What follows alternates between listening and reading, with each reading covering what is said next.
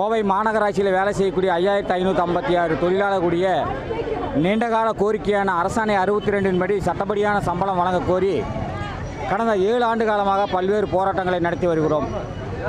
கடந்த 5/5/2025 தேதியில் மாவட்ட ஆட்சித்தலைவரிடம் குறைந்தபட்ச சம்பளம் வேண்டி மனு செய்திருந்தோம். மனுவை ஏற்ற மாவட்ட ஆட்சித்தலைவர் மாநகராட்சி ஆணையாளரிடத்தில் பேச்சுவார்த்தை அழைத்து போக சொன்னார். நாங்களும் போனோம். பேச்சுவார்த்தையில் கலந்து கொண்ட எங்களிடம் மாநகராட்சி ஆணையாளர் அவர்கள் 687 ரூபா சம்பளம் தருவதாக வாய்மொழி உத்தரவு அளித்தார். அதை நம்பி நாங்களும் வந்துவிட்டோம். கடந்த 6ஆம் தேதி அவர்கள் தொழிலாளிகளுக்கு சம்பளம் போடுகிற போது வெறும் 15,500 ரூபா சம்பளம் இருந்தது. வங்கியில் வர வைக்கப்பட்டது.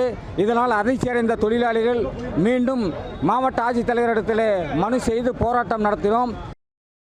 22 வருஷம் ஆச்சு நாங்கள் வேலைக்கு வந்து.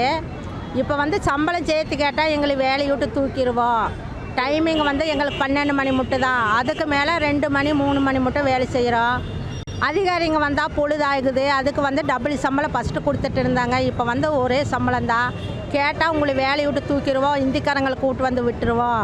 யாருக்கு தேவையாக வேலைக்கு வரீங்க? உங்களுக்கு சம்பளம் வேணும்னா நீங்கள் வேலைக்கு வாங்க, இல்லைன்னா போங்க, இப்படியான அதிகாரிங்க சொல்கிறாங்க. சூப்பர்வைசருங்க அதே மாதிரி அட்டனன்ஸ் போட்டால் இன்றைக்கி அட்டனன்ஸு உனக்கு இல்லைம்மா, நீ கூட்டத்துக்கு போனையில உனக்கு இன்றைக்கி சம்பளம் இல்லை, வேலைக்கு வர வேண்டாம், உங்களுக்கு 1 வாரம் லீவு தரங்கிறாங்க. அந்த 1 வாரம் நாங்கள் லீவ் எடுத்துகிட்டு என்ன பண்ண முடியுங்க? இதுதான் நாங்கள் கேட்குறோம். அப்புறம் போன மாதம் வந்தேங்க.